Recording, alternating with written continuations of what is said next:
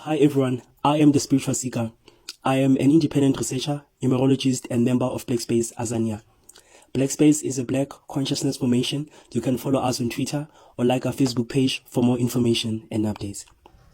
In this episode, we look into the 7th chapter in the book we are currently reading, Chabani Manganyi's Being Black in the World, published in 1973.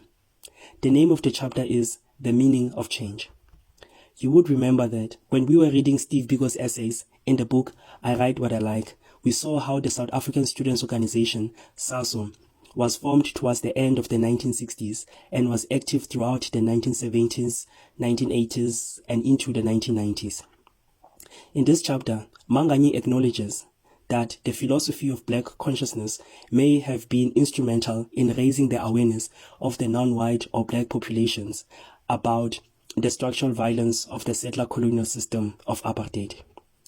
Manganyi makes a reading of some of Prof. Moolman's observations, who was at the time director of the African Institute in Pretoria.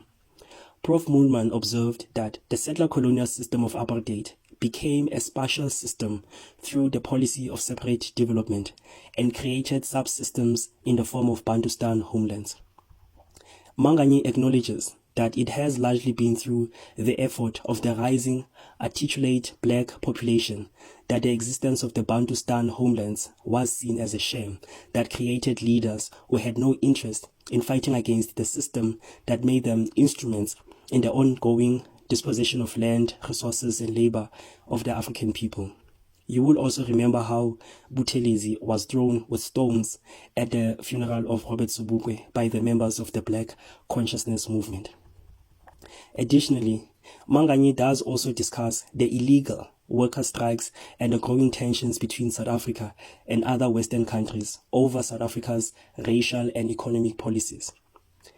There have been recently debates about the applicability of Marxism in South Africa. In a country where labor is Black and wealth is white, surely there should not be any difficulty in adding one and one together. I think the only problem arises when the Black exceeds and stands in contradistinction to the category of worker, making us see the underlying anti-Blackness and racial slavery that has structured the economy of South Africa, leading to the formation of the institution and system of apartheid.